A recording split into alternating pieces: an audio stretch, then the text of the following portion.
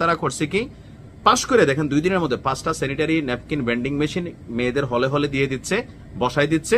এটাতে মেয়েদের কত উপকার হচ্ছে বিষয়টা বুঝতে পারছেন? এরকম কাজ করতে হবে তাৎক্ষণিক। যেগুলা খাবে, হোটেলে গিয়া খাওয়ার যে হোটেল আছে সেখানে গিয়ে হাত দিছে যে ডাইলের মান খারাপ কেন, তরকারির মান খারাপ কেন, 15 দিনের আলটিমেটাম দিছে। ছাত্ররা কিন্তু খুশি। আপনার বুঝতে হবে যে কোথায় শিবির খেলতেছে, জামাত খেলতেছে, এগুলোতে মানুষ খুশি হচ্ছে, মানুষকে খুশি করে ফেলতেছে। টেকনিক্যালি আপনি পারতেছেন না, এটা হচ্ছে আপনার ব্যর্থতা। আচ্ছা, চাঁপাইনবাবগঞ্জে ঘটছে ভিন্ন এক ঘটনা। জামাতের যে পলিসিটা ছিল অমুসলিম ভোটারদের ভোটগুলোকে নিজেদের বাক্সে ঢুকানোর জন্য জামাতের যে অমুসলিম শাখা খুলছিল, দেখেন সেটা তড়িৎ গতিতে কি কাজ দিচ্ছে। তাও কখন? যখন জামাতের চারদিক থেকে একটা সুবাতাস বইছে। বিএনপির জন্য অবশ্যই টেনশনের বিষয় এটা।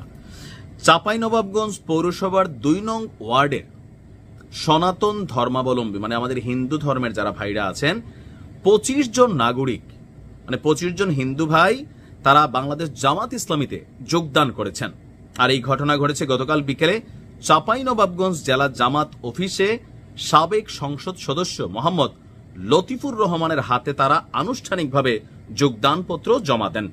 এ সময় শ্রী সুমন সাহার নেতৃত্বে উপস্থিত নতুন সদস্যরা ন্যায়ভিত্তিক সমাজ গঠন এবং শান্তিপূর্ণ রাষ্ট্র